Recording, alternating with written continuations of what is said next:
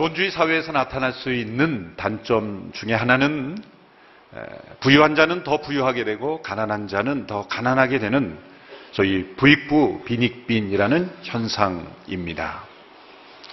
그러나 이런 현상을 올바르게 평가하기 위해서는 인간의 노력이라는 요소를 함께 우리는 고려해야 합니다.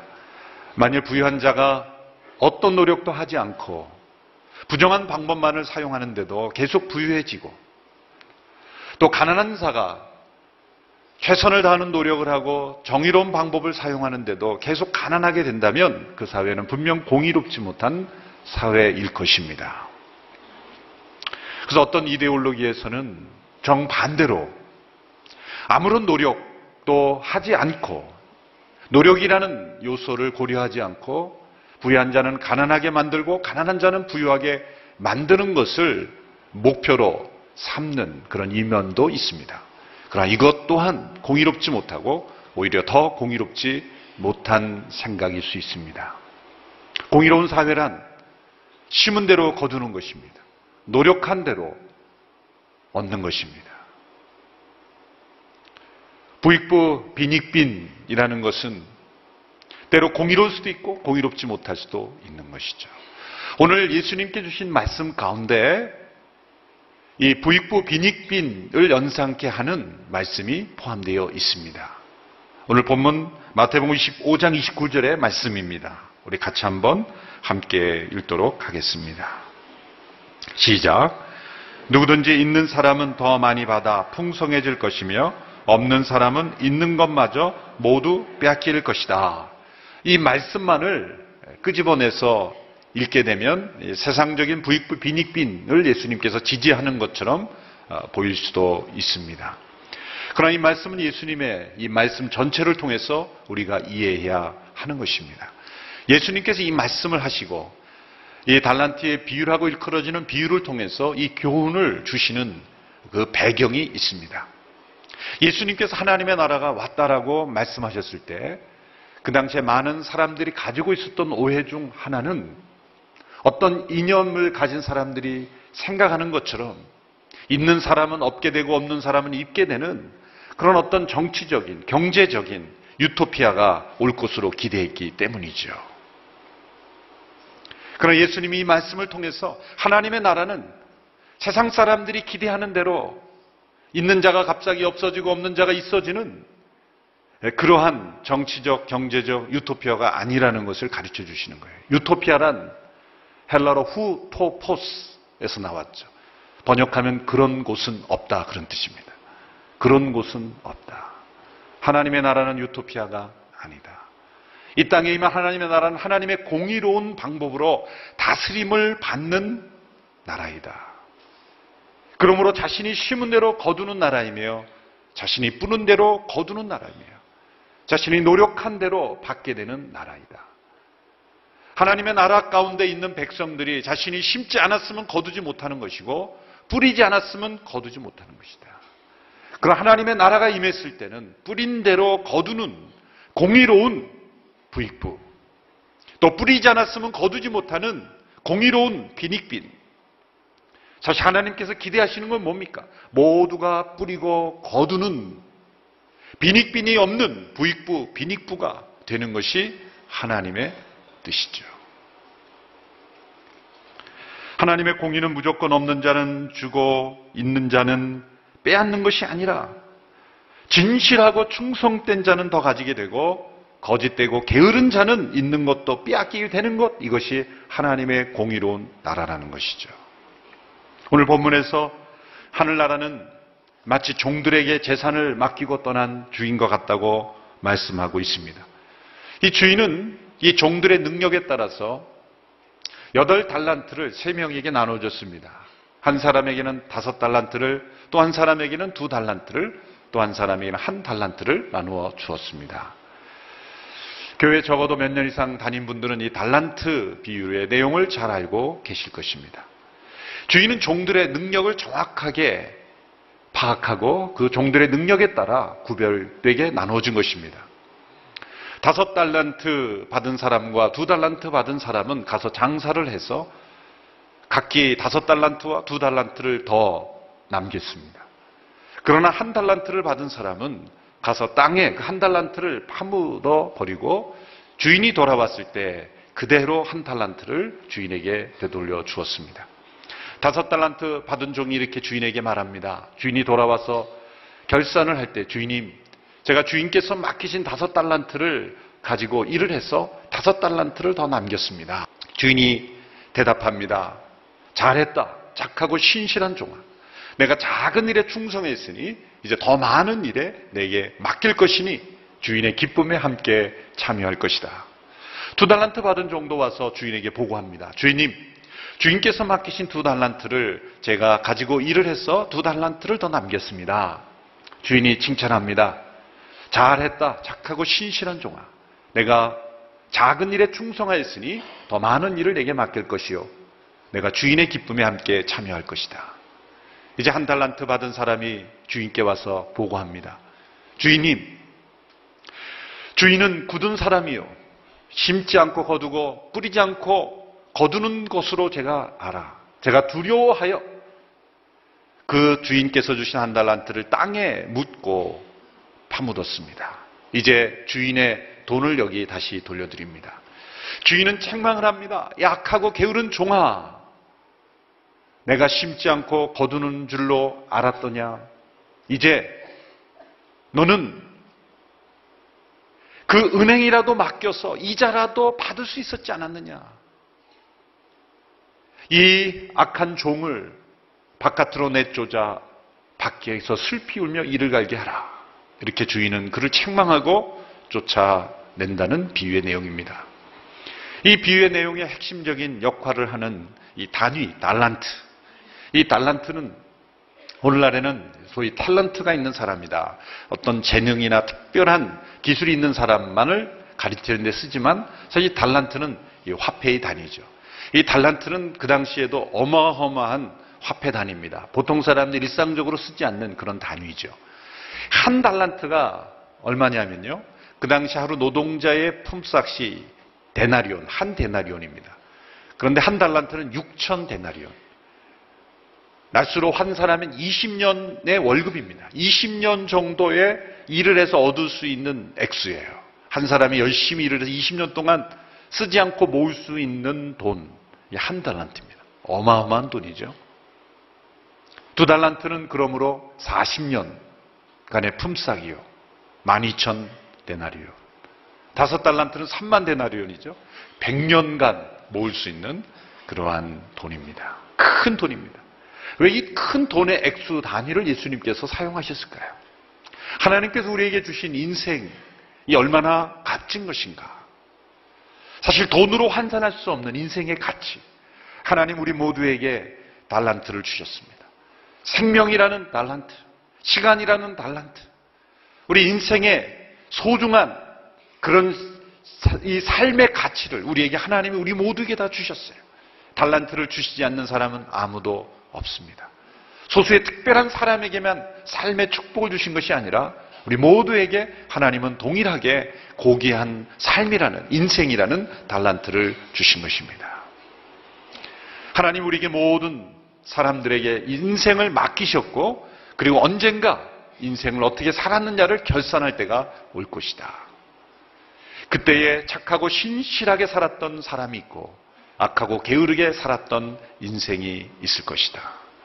이것은 바로 이 땅에 임한 하나님의 나라의 백성으로 우리가 어떻게 살아야 될지를 우리에게 가르쳐 주시는 말씀인 것입니다. 이 비유에는 3명의 종이 나오지만 사실은 2 부류의 사람을 예수님께서 대조하고 있는 것입니다. 그것은 이 하나님 나라의 부익부의 사이클, 있는 자는 더 많이 풍성하게 가지게 되는 이 사이클로 살아가는 인생과 있는 것마저도 빼앗기는 이 빈익빈의 사이클로 살아가는 2 종류의 사람을 예수님께서 대조하고 있는 것입니다. 먼저 있는 것마저 빼앗긴 인생, 이 빈익빈의 인생을 살아가는 그런 사이클로 살아가는 사람이 등장합니다. 바로 1달란트를 받았던 사람이죠. 이 종은 받았던 1달란트를 땅에 묻고 숨겨두었다가 주인에게 그대로 되돌려 주었고, 그 주인은 그것을 빼앗아 10달란트를 가진, 더 많이 가진 자에게 주었다는 그런 내용입니다. 주인은 이 종을 평가하되 악하고 게으른 종이다 이렇게 평가했습니다. 어떻게 보면 좀 지나친 책망처럼 보입니다. 원금을 까먹은 것도 아니지 않습니까? 그래도 한 달란트를 잘 숨겨두었다가 주인에게 되돌려줬으면 원금을 되돌려 주었는데 그것을 악하다고 그리고 게으르다고 평가할 수 있을까? 악하다는 평가가 좀 지나친 책망처럼 느껴질 수 있습니다.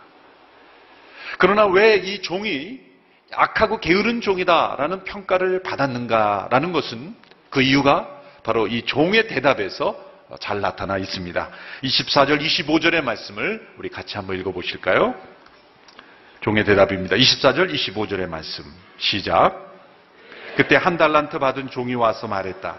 주인님, 저는 주인님이 굳은 분이라 심지 않은 데서 거두시고 씨 뿌리지 않은 곳에서도 곡식을 모으시는 것을 압니다. 그래서 저는 두려운 나머지 나가서 주인님의 돈을 땅에 감추어 두었습니다. 보십시오. 여기 주인님의 것이 있습니다. 자, 이 종의 대답을 보십시오. 자신이 왜 이 달란트를 땅에 파묻은지를 설명할 때 제일 먼저 나온 단어는 주인에 대한 생각입니다. 주인은 굳은 사람이라 심지 않고 거두고 뿌리지 않고 그리고 모으는 사람인 줄 내가 알았습니다. 주인을 아주 나쁜 존재로 악하고 그리고 나쁜 사람으로 주인을 생각하고 있는 거예요. 주인에 대한 오해가 있습니다. 주인에 대한 불신이 있습니다.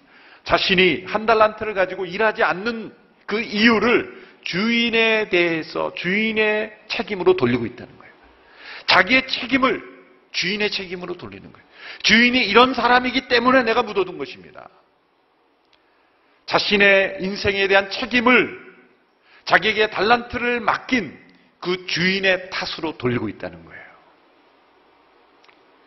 성경에서 악함이란 어떤 도덕적인 것만을 의미하지 않고 하나님과의 관계로 설명하고 있습니다. 하나님에 대한 불신, 하나님에 대한 오해, 하나님을 하나님으로 인정하지 않는 것, 자신의 모든 인생에 일어나는 문제를 자기의 책임임에도 불구하고 하나님의 책임으로 돌려버리는 탓하는 것, 이것을 악이라고 말합니다. 아담과 하와가 선악을 알게 하는 나무를 따먹은 즉시로 그들은 무엇을 했습니까? 책임을 전가했죠. 아담은 하와에게 책임을 전가했고 하와는 하나님 뱀에게 책임을 전가했어요. 아담은 하나님께도 책임을 전가했어요. 하나님이 나에게 만들어준 이 여자가 먹게 했다. 여자에게 책임을 전가하는 것 같지만 사실상은 하나님께 책임을 전가하는 거예요.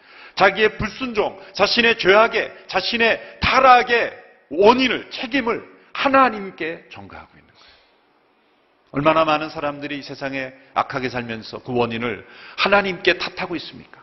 하나님이 타락하지 않게 하면 될 것 아니냐. 자신의 선택의 책임을 하나님께 돌리고 있는 거예요. 이 종의 가장 근본적인 문제는 자신이 마땅히 해야 될 책임을 주인의 탓으로 돌리고 있다는 거예요. 심각한 오해가 있는 겁니다. 주인은 굳은 사람이다. 심지 않고 거두는 사람이다. 사실 주인이 이 달란트를 종들에게 맡길 때 주인은 종들을 신뢰한 거예요. 종들을 사랑한 거예요. 본문의 비유에 보면 주인은 절대로 이런 말을 하지 않았습니다. 너희가 이 달란트를 가지고 무엇인가를 하다가 실패하면 너희들은 변상해야 된다. 너희들은 감옥에 가야 된다. 어떤 이야기가 없습니다. 맡긴 겁니다. 맡겼다는 건 신뢰했다는 거고 사랑했다는 거고 축복했다는 거예요. 만일 한 달란트 받은 종이 이 한 달란트를 가지고 무엇인가 하다가 만일 실패했다 할지라도 주인은 이렇게 나올 주인이었습니다. 그래, 다시 한번 해봐라. 이 실패를 통해 너는 겸손하게 되었다. 실패를 통해 너는 지혜를 배우게 되었다. 실패를 통해 너는 좌절하고 절망하는 사람들을 공감하게 되었다. 공감하게 되었다. 주인은 실패를 용납하지 못하는 사람이 아니라 그 실패를 통해 더 배우는 인생으로 가르쳐 주시는 선한 주인, 종들을 축복하는 주인이었다는 거죠. 제가 목회하면서 왕조 목사님과 많은 추억들이 있지만 지금도 잊혀지지 않는 그런 기억이 있습니다. 제가 교회 안에서 어떤 사역, 프로젝트를 하다가 실패했어요. 좀 문제가 생겼어요. 저는 굉장히 그때 두려워했어요. 이제 내가 교회를 쫓겨날 수도 있겠구나. 다른 어떤 사람의 문제가 아니라 어떤 일을 하는데 그게 좀 잘못된 거예요. 뭘 만드는 것이었는데 이게 완전히 문제가 생긴 거예요. 큰 두려움이 임했어요. 그때 목사님이 저희의 어깨를 쳐주시면서 좋은 레슨을 배웠지. 좀 레슨비가 비쌌지만 잘 배웠어. 그러면서 지나가시더라고요. 저는 얼마나 감사했는지. 쫓겨나지 않은 것 감사하고 그 실패를 멋있게 책망해 주시는 그런 목사님의 모습에서 지금도 큰 은혜를 받습니다. 무엇인가를 해보려다가 실패한 것. 만약 그런 것이었다면 이 주인은 격려하면서 다시 해보라고 한 달란트를 더 주었을 거라고 저는 생각해요. 그런데 주인의 그 신뢰와 사랑을 믿지 않고 불신하는 가운데 그것을 파묻은 이유가 무엇입니까? 두려움 때문이에요. 주인에 대한 오해 때문이에요. 이 주인에 대한 오해와 불신은 두려움을 만들어낸 것입니다. 두려움은 파생되는 감정이에요. 두려움은 무엇인가 신뢰하지 못하기 때문에, 사랑을 신뢰하지 못하기 때문에 생기는 감정이에요. 하나님을 신뢰하지 못하면 반드시 두려움이 생깁니다. 하나님을 사랑하지 않는 사람은 반드시 두려움이 생겨요. 사랑 안에는 두려움이 없다라고 말했기 때문이에요. 종은 주인의 신뢰와 사랑을 그대로 받아들이지 못했어요. 그래서 그는 두려워했어요. 두려움은 우리 인생의 가능성을 파묻어버립니다. 두려움은 스스로를 가두는 감옥과 같습니다. 두려움은 진실을 보지 못하게 합니다. 두려움은 큰 문제를 작게 보고 작은 문제를 크게 보게 합니다. 없는 문제를 있게 만드는 것이죠. 두려움은 우리의 발목을 잡습니다. 두려워하면 불필요한 아이디어가 생겨갑니다. 안 해도 되는 일을 합니다. 이스라엘 백성들이 가나안을 정탐할 때 모세에게 와서 말했죠. 그 땅을 좀 가봐야 되겠다. 사실 민수기만을 보면 하나님이 그 땅을 정탐하라고 말한 것 같지만 신명기를 보면 더 정확한 진실이 나옵니다. 백성들이 먼저 모세에게 간청한 거예요. 그 땅을 우리가 좀 가봐야 되지 않겠느냐. 그래서 모세가 하나님께 말했더니 하나님이 그래 그럼 가봐라 그런 거예요. 그 원래 아이디어는 뭐예요? 하나님 그냥 그 땅에 들어가는 거예요. 가나안 정탐하지 않고 그냥 그 믿음으로 들어가면 되는 거예요. 그런데 이들이 두려웠어요. 불안했어요. 불신했어요. 그래서 그 땅을 가봐야 되겠다고 말한 거예요. 정탐이 꼭 필요한 것은 아닙니다. 가나안 정탐의 원인은 백성들의 불신앙이요 두려움이었던 거예요. 12명이 가봤죠. 12명이 가봤던 10명은 두려워 떨었어요. 그 땅에는 큰 족속이 있어서 우리는 들어가면 죽게 될 것입니다. 여호수아와 갈렙은 정반대로 보고했어요. 그 땅에 사람들은 우리의 밥이다. 하나님 그 땅을 주셨다라고 고백했어요. 만일 12명을 그 땅에 들어가지 않고 12명의 인터뷰를 했다면 어떤 결과가 나왔을까? 저는 똑같은 결과가 나왔을 것이라고 생각해요. 자, 들어가라 했을 때 10명은 못 들어가겠다고 했고 2명은 들어갔을 거라고 생각해요. 상황을 봤기 때문에 불안해진 게 아니라 두려움을 가지고 상황을 보았기 때문에 두려운 거예요.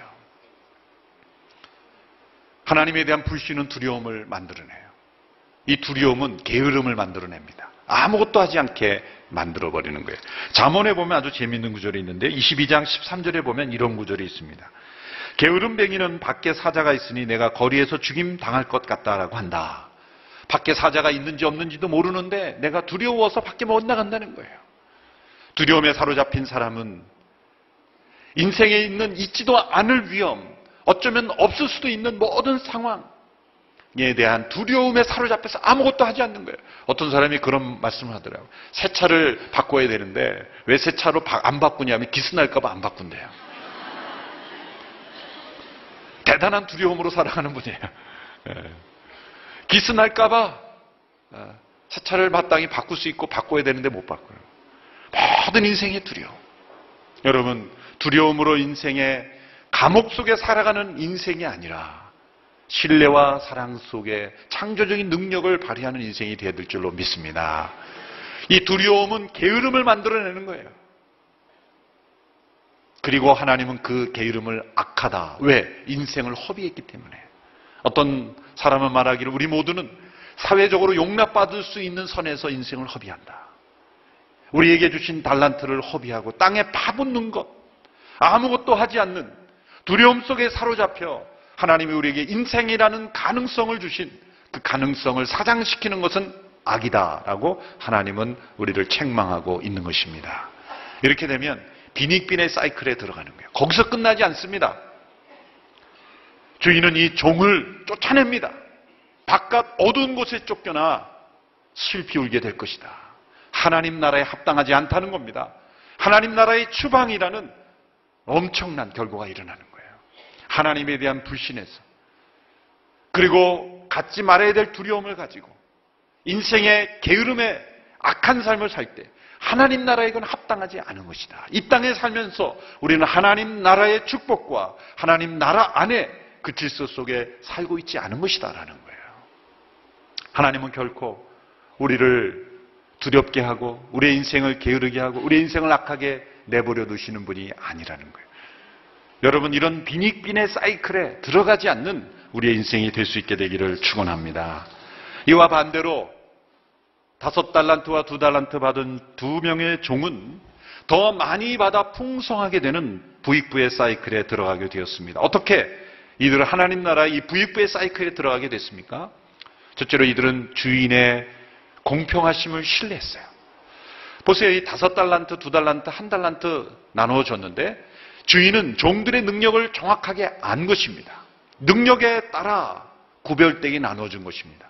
보면 2달란트 받은 종은 왜 나에게는 2달란트 주었나라고 불평하지 않습니다.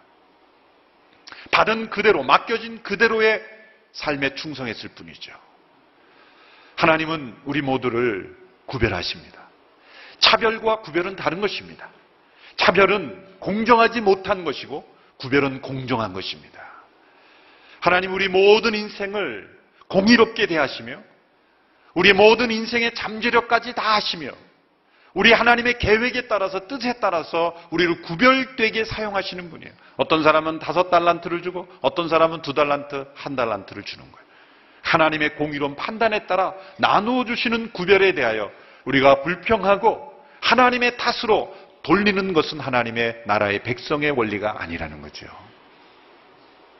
하나님 우리 모두에게 왜 너는 유명한 사람이 되지 못했냐고 책망하지 않을 것입니다. 우리 각자를 부르신 그대로, 우리의 이름을 붙여주신 그대로 너라면 할 수 있는, 바로 될 수 있는 그 사람이 되지 못했느냐. 이재훈이라는 사람이 될 수 있었던 왜 그 사람이 되지 못했느냐. 바로 너에게 준 독특한 하나님의 능력, 하나님의 은사, 하나님의 부르심과 소명을 따라 살아가는 인생이 되지 못했느냐.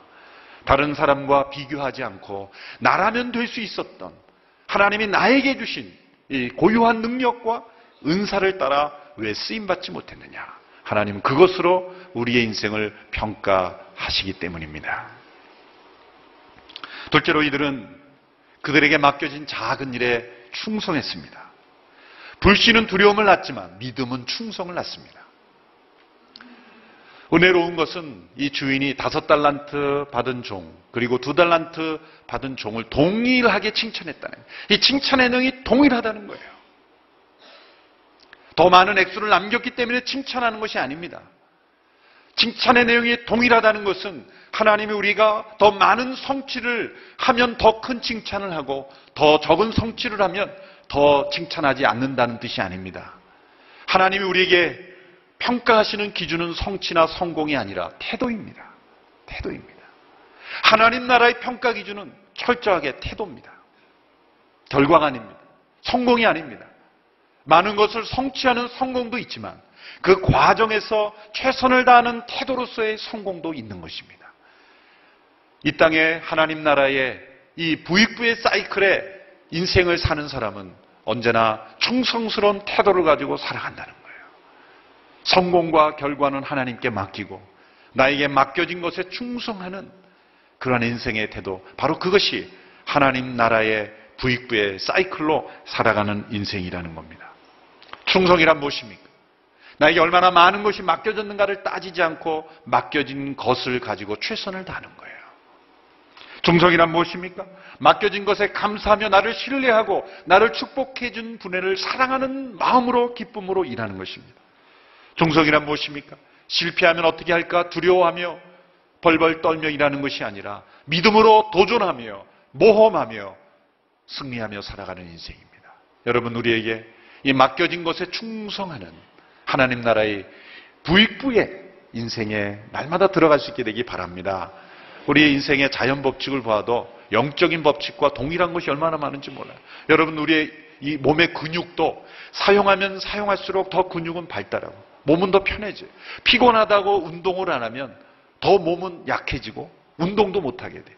이게 빈익빈의 사이클이 있고, 피곤하지만 열심히 일하고 운동하면 몸은 힘이 더 나고 더 많은 힘을 쓸 수 있게 되는 거예요. 하나님 나라의 부익부의 사이클에 들어가는 거예요. 영적인 원리도 마찬가지입니다. 우리가 날마다 말씀과 기도 가운데 더 하나님을 아는 지식이 있으면 있을수록 우리의 영혼은 더 거룩해지고 능력 있게 되는 거예요. 성령 하나님을 체험하는 것도 심은 대로 거두르시는 거예요. 성령 하나님을 가까이 하면 가까이 할수록 우리는 더 하나님을 깊이 알아가게 되는 거예요. 하나님 나라의 영적인 이 부익부의 사이클, 그 사이클로 살아가는 우리 모두가 되기를 축원합니다. 그런데 오늘 비유에서 5달란트와 2달란트를 활용한 자들을 평가할 때 작은 일에 충성했다, 이렇게 말씀했어요. 저는 여기서 왜 이 평가를 작은 일이라고 하셨을까? 결코 작은 돈이 아니죠. 5달란트면 100년간의 품삯인데 어떻게 작은 일이겠어요? 또 2달란트는 40년간의 월급인데 어떻게 이게 작은 일일까요?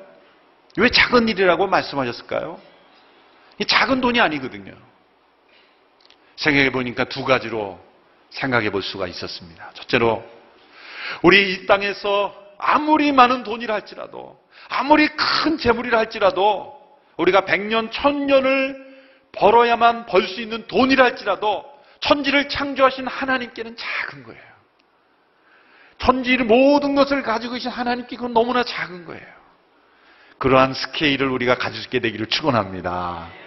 많은 돈이라기가 하나님께는 너무나 작은 거예요. 작은 일이에요, 작은 일.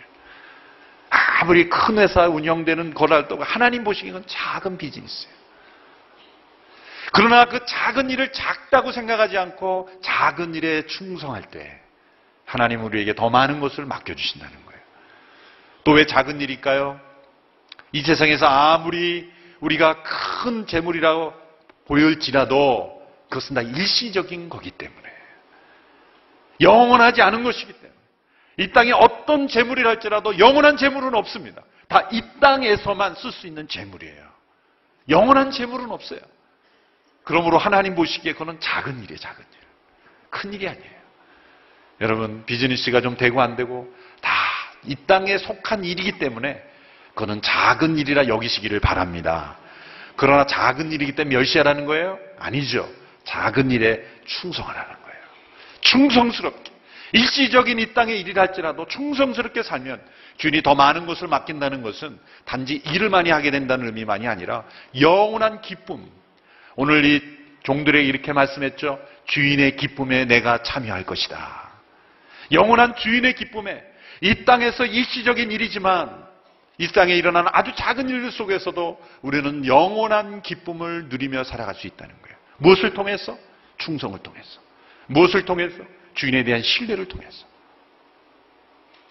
이 부익부의 사이클로 살아가는 사람들을 보면 언제나 충성이 있습니다. 그 밑바탕에는 주인에 대한 신뢰와 사랑이 있습니다. 그리고 주인의 기쁨에 참여하는 기쁨이 있어요. 얼마나 행복한 삶입니까? 이 땅에서 영원한 하나님의 나라를 누리며 살아가는 삶에는 바로 이런 믿음이 있고 충성이 있고 기쁨이 있는 거예요. 이 땅에서 빈익빈의 사이클에 살아가는 하나님 나라 밖의 인생을 살아가는 사람은 불신이 있고 게으름이 있고 두려움이 있고 그리고 슬피 우는 인생이 있는 거예요. 여러분, 어떤 사이클에 들어가 인생을 살겠습니까? 그건 바로 우리의 태도와 받아들이는 믿음에 결정되어 있는 것입니다. 하나님이 우리에게 주신 인생의 그 달란트를 감사함으로 받음으로 최선을 다해서 충성스럽게, 아무리 작은 일이라 할지라도 우리가 충성스럽게 살아갈 때 하나님은 그 태도를 보시고 우리의 결과를 보시는 게 아니라, 성공 여부를 보시는 것이 아니라 태도를 보고 우리에게 잘했다 신실한 종아, 내가 작은 일에 충성하였으니 내가 하늘의 기쁨에 참여할 것이라고 말씀하실 줄로 믿습니다. 이렇게 칭찬받고 주인의 영원한 기쁨에 참여한 이런 하나님 나라의 부익부를 경험하는 우리 모든 성도들이 다 될 수 있게 되기를 주님의 이름으로 축원합니다. 이제 우리 인생의 모든 것을 하나님 탓, 누구 탓, 부모님 탓, 환경 탓하는 우리의 인생에 다시 떨어져 나가는 축복이 있게 되기를 바랍니다.